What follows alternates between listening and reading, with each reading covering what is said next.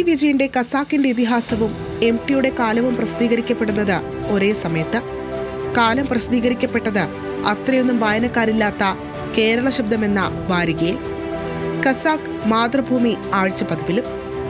അന്ന് മാതൃഭൂമിയിൽ പത്രാധിപരാണ് M T.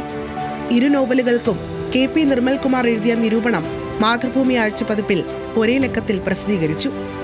ഖസാക്കിനെ കുറിച്ച് ഭംഗിയായി പറഞ്ഞ അദ്ദേഹം കാലത്തെക്കുറിച്ച് എഴുതിയത് എന്തുകൊണ്ടാണ് നോവൽ തന്നെ അസ്വസ്ഥപ്പെടുത്താതെ പോയതെന്ന വിമർശനാത്മക കുറിപ്പാണ്. ഈ ഉദാഹരണം മതി എം ടി എന്ന പത്രാധിപരുടെ വലിപ്പം കാണാൻ.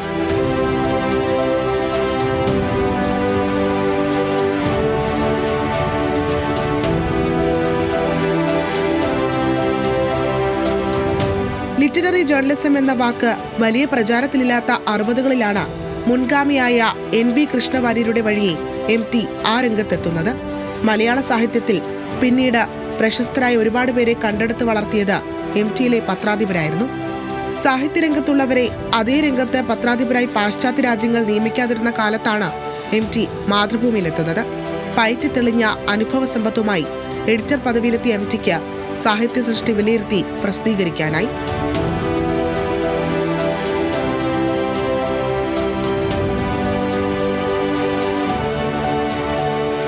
കയ്യെഴുത്തു പ്രതികൾ വായിച്ചാണ് എം ടിയുടെ സാഹിത്യ പത്രപ്രവർത്തനം തുടങ്ങുന്നത്. 56-ൽ NV കൃഷ്ണവാര്യരുടെ കീഴിൽ സഹപത്രാധിപർ, 68 ആകുമ്പോൾ പത്രാധിപ സ്ഥാനത്ത്. ഓരോ ഘട്ടത്തിലും പുതിയ എഴുത്തുകാരെ കണ്ടെടുക്കാൻ മത്സരങ്ങളും പ്രവർത്തനങ്ങളും നടത്തി.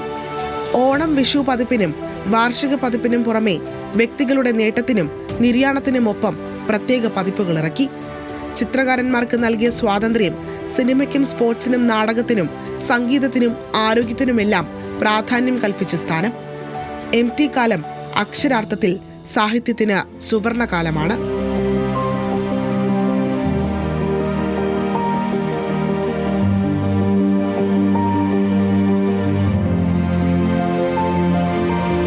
പുതിയ എഴുത്തുകാരെ കണ്ടെത്തി നവീനമായ ചിന്തകൾക്കും എഴുത്തുശൈലികൾക്കും രൂപം നൽകാൻ തലമുറകളെ പ്രാപ്തരാക്കി.